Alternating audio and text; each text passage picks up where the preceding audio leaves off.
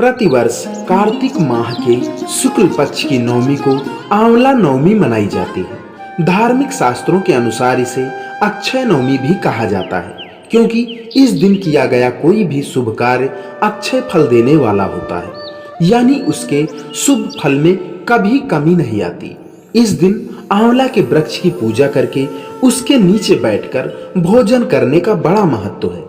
आंवला नवमी के दिन भगवान श्री कृष्ण ने वृंदावन गोकुल की गलियां छोड़कर मथुरा प्रस्थान किया था।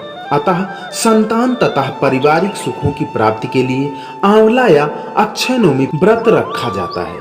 इस साल 10 नवंबर 2024 यानी कि आज रविवार को नवमी मनाई जा रही है। आइए सुनते हैं आंवला नवमी की पारंपरिक कथा। आपसे निवेदन है, कृपया कथा को अंत तक जरूर सुनें। उसके बाद कमेंट बॉक्स में अपने विचार भी हमें जरूर बताएं या फिर जय श्री कृष्ण आदि जरूर लिखें। दोस्तों, माताओं, बहनों, आंवला नवमी व्रत के समय यह कहानी कही और सुनी जाती है। इसके अनुसार एक राजा था।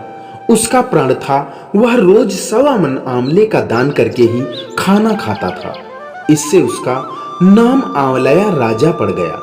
एक दिन उसके बेटे बहू ने सोचा कि राजा इतने सारे आंवले रोजाना दान करते हैं, इस प्रकार तो एक दिन सारा खजाना खाली हो जाएगा। इसलिए बेटे ने राजा से कहा कि उसे इस तरह दान करना बंद कर देना चाहिए। बेटे की बात सुनकर राजा को बहुत दुख हुआ और राजा रानी महल छोड़कर बियाबान जंगल में जाकर बैठ गए। राजा रानी आंवला दान नहीं कर पाए और प्रण के कारण कुछ खाया भी नहीं। जब भूखे प्यासे रहते हुए 7 दिन हो गए, तब भगवान ने सोचा कि यदि मैंने इसका प्रण और सत नहीं रखा तो इनका विश्वास चला जाएगा। इसलिए भगवान ने जंगल में ही महल, राज्य और बगीचे का निर्माण किया और ढेरों आंवले के पेड़ भी लगा दिए। सुबह राजा रानी उठे तो देखा कि जंगल में उनके राज्य से भी दुगना राज्य बसा हुआ है। राजा रानी से कहने लगे, रानी देख, कहते हैं सत मत छोड़े सूरमा, सत छोड़े पत जाए, सत की छोड़ी लक्ष्मी फेर मिलेगी आए। आओ नहा धोकर आंवले दान करें और फिर भोजन करें।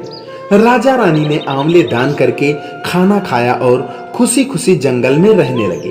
उधर आंवला देवता का अपमान करने व माता पिता से बुरा व्यवहार करने के कारण बहू बेटे के बुरे दिन आ गए। राज्य दुश्मनों ने छीन लिया। दाने दाने को मुहताज हो गए और काम ढूंढते हुए अपने पिताजी के राज्य में आ पहुंचे।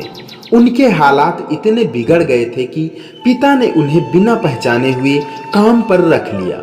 बेटे बहू सोच भी नहीं सकते हैं कि उनके माता पिता इतने बड़े राज्य के मालिक भी हो सकते हैं। सो उन्होंने भी अपने माता पिता को नहीं पहचाना।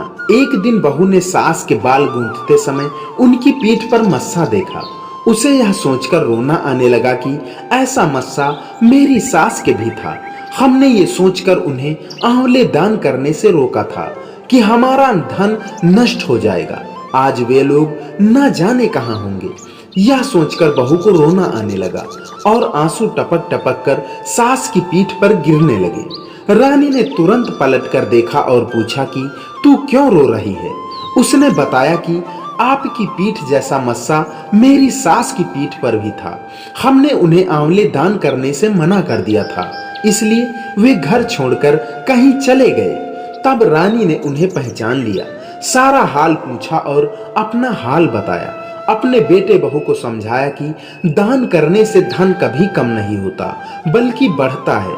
बेटे बहू भी सुख से राजा रानी के साथ रहने लगे। हे भगवान, जैसा राजा रानी का सत रखा वैसा सबका सत रखना, कहते सुनते सारे परिवार को सुखी रखना, यही कहानी का अर्थ है और यही भगवान ईश्वर से प्रार्थना है। और आप लोगों से प्रार्थना है, कृपया इस वीडियो को लाइक जरूर करें, दोस्तों मित्रों को शेयर भी करें। अगर चैनल पर नए हैं तो सब्सक्राइब भी जरूर करें।